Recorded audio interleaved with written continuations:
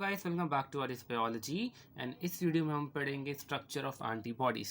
तो पहले जान लेते हैं एंटीबॉडीज क्या है। So antibodies are glycoproteins which are highly specific to specific antigens.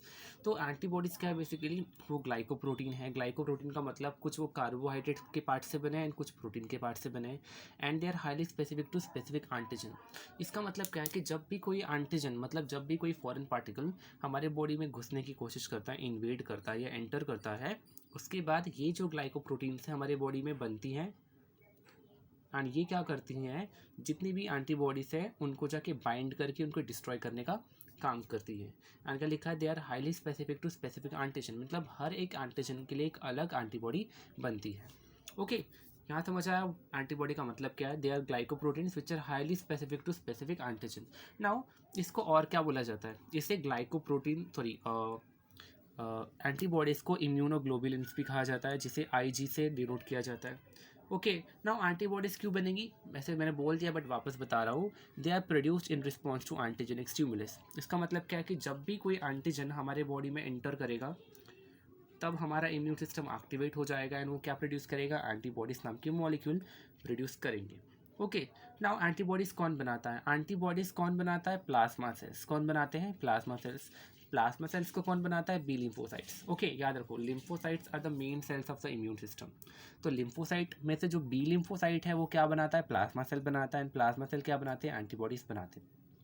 Okay, यहाँ समझ आ गया। नाउ मेच्योर प्लाज्मा सेल्स, एक जो मेच्योर प्लाज्मा सेल होता है वो 1 सेकेंड में 2000 मॉलिक्यूल्स ऑफ एंटीबॉडीज़ बनाता है। सोचो, इतना रैपिड प्रोडक्शन होता है किसका, एंटीबॉडीज़ का। यहाँ तक समझ आ गया। अब थोड़ा उसके स्ट्रक्चर पे पढ़ते हैं हम लोग। ओके, उसका स्ट्रक्चर कैसा होता है एंटीबॉडीज़ का। तो एंटीबॉडीज़ कैसे, वाई शेप के स्ट्रक्चर है, दिख रहा होगा, वाई शेप के स्ट्रक्चर है दे आर। ओके, एंड वो 4 पॉलीपेप्टाइड चेन से बने, कितने, 4 पॉलीपेप्टाइड चेन से बने। यहाँ पे लिखा हुआ है they are made up of 4 polypeptide chain. 2 chains को क्या कहा जाता है, हैवी चेन या एच चेन्स कहा जाता है, एच मतलब हैवी। 2 चेन्स को लाइट चेन्स कहा जाता है, जिन्हें शॉर्ट फॉर्म में एल चेन कहा जाता है। L is nothing but the light chain. Okay, तो ये जो बड़े चेन्स दिख रहे हैं ना, ये 2 बड़े चेन दिख रहे हैं, ये दोनों क्या है, हैवी चेन्स हैं। एंड ये दोनों जो छोटे चेन्स हैं इन्हें क्या बोला जाता है, लाइट चेन कहा जाता है। ओके, यहाँ तक समझ आ गया। अब ये जो चेन्स है, हैवी चेन और लाइट चेन, ये आपस में कैसे कनेक्टेड हैं, through a bond which is called as disulphide bond. दिख रहा है यहाँ पे, दे आर कनेक्टेड और they are held together by disulphide bonds.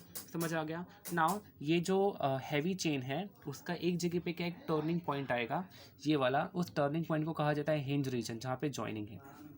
Okay, now ये जो चेन्स है, हैवी चेन और लाइट चेन, ये 2 रीजन शो करते हैं। एक रीजन को कहा जाता है वेरिएबल रीजन, ओके, एंड एक रीजन को कहा जाता है constant region. Okay, variable region का मतलब क्या है कि वहाँ पे कुछ चेंजेस होते रहते हैं।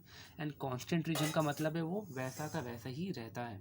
नाउ ये जो वेरिएबल रीजन है उसके ऊपर जो वेरिएबल रीजन, ओके, तो ये वेरिएबल रीजन वेरिएबल क्यों है, जैसे मैंने कहा कि जो भी एंटीबॉडीज़ होते हैं वो एक स्पेसिफिक एंटीजन के लिए स्पेसिफिक एंटीबॉडी बनती है। ओके, तो एंटीजन के हिसाब से ये जो वेरिएबल रीजन वाला वेरिएबल रीजन जो है ना, ये चेंज होता है एंड एंटीजन के हिसाब से खुद को बदल लेता है, ताकि वो अच्छे से इसको बाइंड कर सके एंड डिस्ट्रॉय कर सके। एंड इस रीजन को क्या बोला जाता है, एंटीजन बाइंडिंग साइट या पैराटोप। लिखा हुआ है एंटीजन बाइंडिंग साइट, वो साइट है जहाँ पर एंटीजन बाइंड करेंगे, एंड जिन्हें शॉर्ट फॉर्म में या फिर आम भाषा में पैराटोप भी कहा जाता है। ओके, ये किसके बारे में था, एंटीजन के स्ट्रक्चर के बारे में था।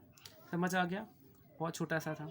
नाउ अभी देखो यहाँ से ध्यान से, एक लिखा है लास्ट में मैंने, बायोवेलेंट एंटीबॉडीज़। इसका मतलब क्या है, जिन एंटीबॉडीज़ के पास 2 एंटीजन बाइंडिंग साइट्स होती है। फॉर एग्जांपल ये एंटीबॉडी को देखो, यहाँ पे एक एंटीजन बाइंड होगा, यहाँ पे एक एंटीजन बाइंड होगा, मतलब 2 एंटीजन बाइंडिंग साइट है। तो ऐसे एंटीबॉडीज़ को क्या कहा जाता है, बायोवेलेंट एंटीबॉडीज़। ऐसे एंटीबॉडीज़ को क्या कहा जाता है, बायोवेलेंट एंटीबॉडीज़। को सब कुछ समझ में आ गया होगा, मैंने जो बताया एंटीबॉडीज़ के बारे में। को रिवाइज करते हैं, हमने क्या पढ़ा। तो हमने एंटीबॉडीज़ पढ़ रहे, स्ट्रक्चर ऑफ एंटीबॉडीज़। तो एंटीबॉडीज़ क्या है, antibodies are glycoproteins which are highly specific to specific antigen. हर एक एंटीजन के लिए एक स्पेसिफिक एंटीबॉडी बनती है बॉडी के अंदर। उन्हें इम्यूनोग्लोबुलिन भी कहा जाता है, जिसे IG से डिनोट किया जाता है। एंड जब कब प्रोड्यूस होते हैं वो, जब कोई एंटीजन आपके बॉडी में एंटर करता है। एंटीबॉडीज़ को कौन बनाता है, बी लिम्फोसाइट्स के प्लाज्मा सेल बनाते हैं। एंड एक मेच्योर प्लाज्मा सेल 1 सेकेंड में कितने एंटीबॉडीज़ के मॉलिक्यूल बनाता है, ऑलमोस्ट 2000 मॉलिक्यूल्स। बहुत रैपिड प्रोडक्शन होता है। ये वाई शेप के मॉलिक्यूल्स होते हैं। कैसे होते हैं, वाई शेप के मॉलिक्यूल्स। ओके, एंड ये 4 पॉलीपेप्टाइड चेन से, मतलब 4 प्रोटीन के चेन से बनी हुई हैं। 2 चेन को क्या कहा जाता है, हैवी चेन या एच चेन।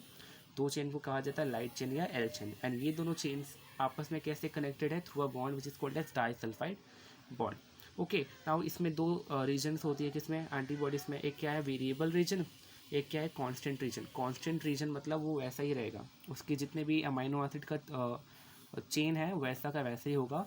वेरिएबल रीजन में अमाइनो एसिड चेंज होते रहते हैं ताकि हर एक एंटीजन के लिए एक स्पेसिफिक एंटीबॉडीज बन जाए।